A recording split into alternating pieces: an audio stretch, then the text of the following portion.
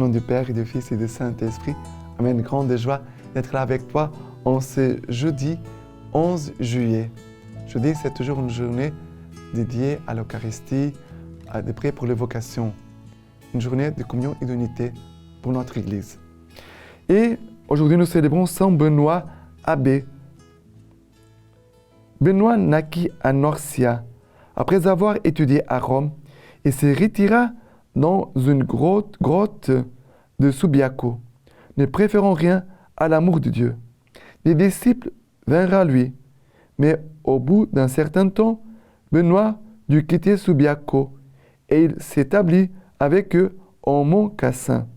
C'est là qu'il écrivit sa règle monastique et qu'il mourut vers 547. Demandons l'intercession de Saint Benoît.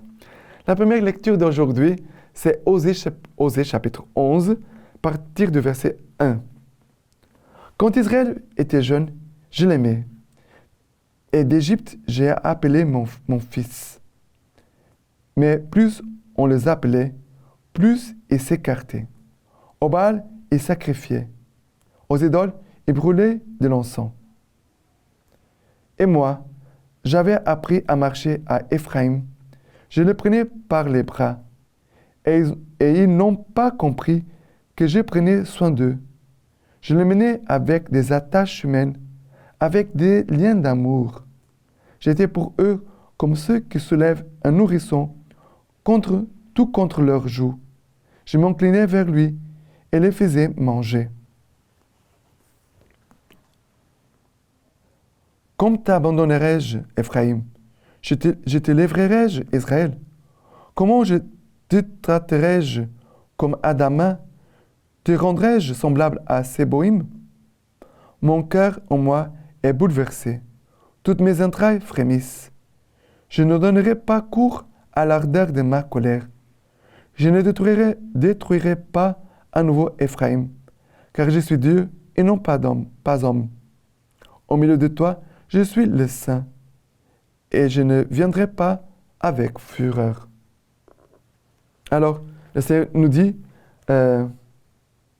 car je suis Dieu et non pas homme. Au milieu de toi, je suis le Saint, et je ne viendrai pas avec fureur. Dieu, le livre d'Osée, c'est le livre de la sainteté de Dieu, où Dieu invite à la fidélité son peuple, mais lui, il est le Dieu saint au milieu de son peuple. Mais voyez l'amour que ces paroles-ci, nous venons d'écouter, nous transmettent de la part du Seigneur. Quand Israël était jeune, je l'aimais, et d'Égypte, j'ai appelé mon fils. Dieu est en train de faire mémoire quand le peuple était en Égypte esclave, quand Dieu a arraché le peuple hébreu aux mains des Égyptiens à travers Moïse. Et Dieu va dire, j'avais appris à marcher Éphraïm, comme un papa, comme une maman, avec son petit. Je les prenais par les bras. Ils n'ont pas compris que je prenais soin d'eux. Je les menais avec des attaches humaines, avec des liens d'amour. J'étais pour eux comme ceux qui soulèvent un nourrisson contre leur joue. Mais quel amour, quelle tendresse! Mais le peuple ne reconnaît pas. Le peuple, il ne voit peut-être pas, ils ont oublié cet amour du Seigneur. Et Dieu dit, je m'inclinais vers lui et je le faisais manger. Mon Dieu, quel amour de Dieu pour son peuple. Quel amour de Dieu pour son peuple.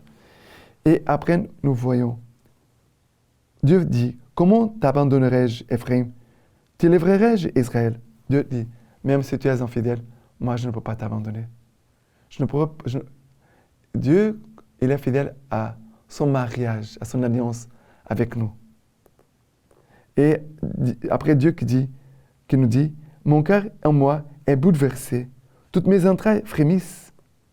Je ne donnerai pas cours à l'ardeur de ma colère. Je ne détruirai pas à nouveau Éphraïm.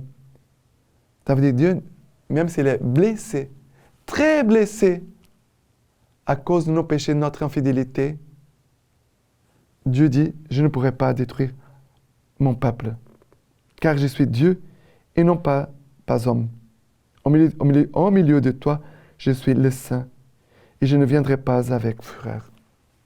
Dieu, par cette parole, veut casser la dureté de notre cœur.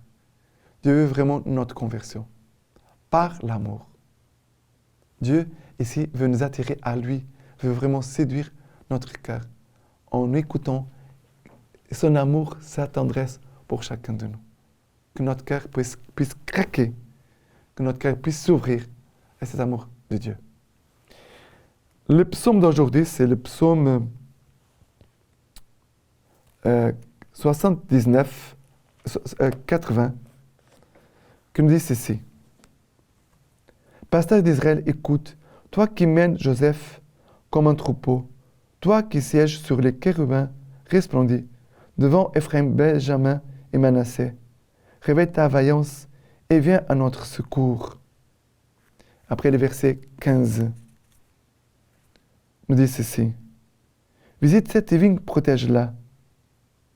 Dieu Sabaoth revient enfin, observe des cieux et voit.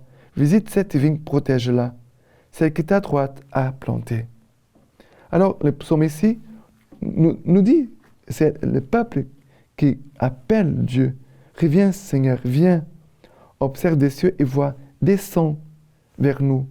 Toi qui es Dieu, toi qui es bon, toi qui es saint, toi qui es miséricorde, viens à notre rencontre. Viens, visite cette vigne, protège-la. Protège-la de tout mal, comme nous disons dans la prière de notre Père. Et délivre-nous de tout mal. Amen. Délivre-nous du malin, en fait. Visite cette vigne, protège-la. C'est que ta droite a planté. Ça veut dire, Seigneur, c'est toi qui as façonné ce peuple, c'est toi qui l'as choisi, c'est toi qui l'as conduit, c'est toi qui l'as rassemblé, c'est toi qui as fait grandir ce peuple. Cette vigne est là à toi. Seigneur, n'abandonne pas l'œuvre de tes mains.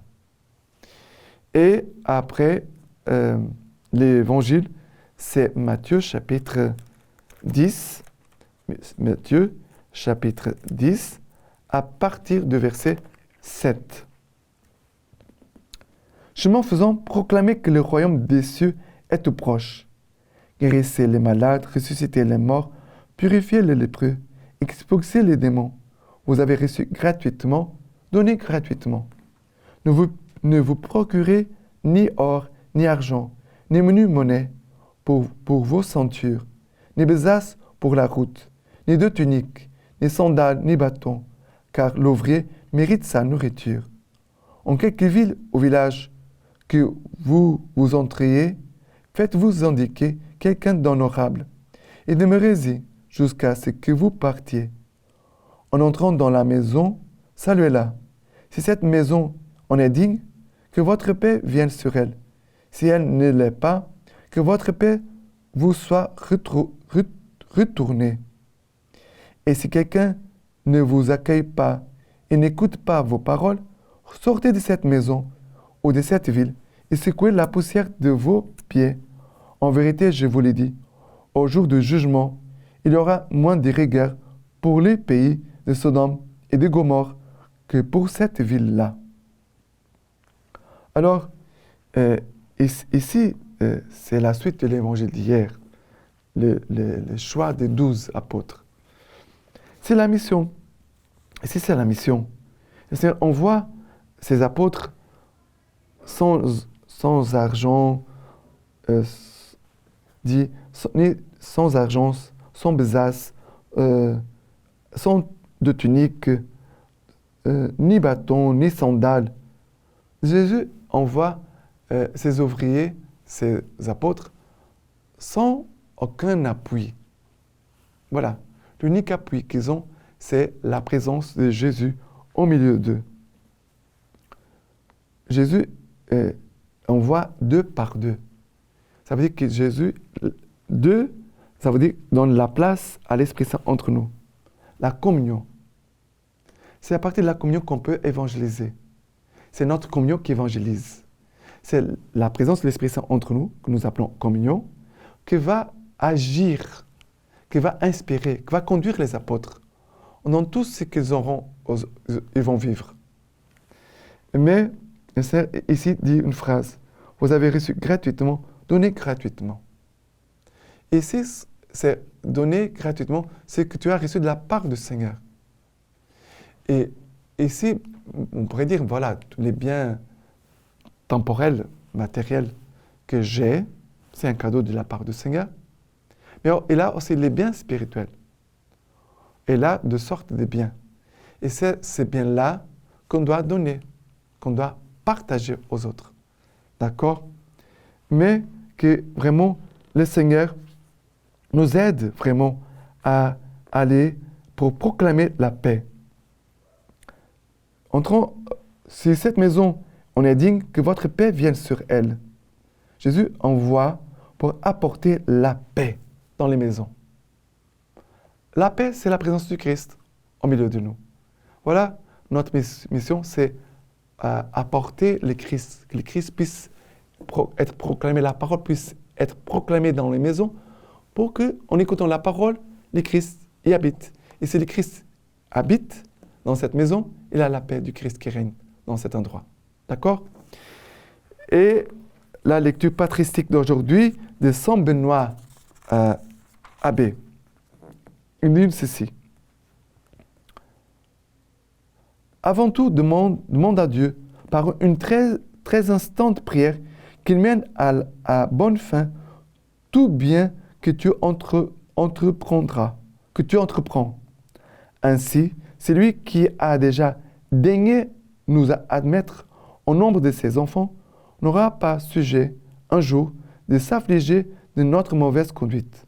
Car, en tout temps, il faut avoir un tel soin d'employer à son service les biens qu'il a mis en nous, que non seulement il n'ait pas lieu, comme un père offensé, de priver ses fils de leur héritage, mais encore qu'il ne soit pas obligé, comme un maître redoutable et héritier de nos méfaits, de nous livrer à la punition éternelle, tels de très mauvais serviteurs qui n'auraient pas voulu les suivre pour entrer dans la gloire.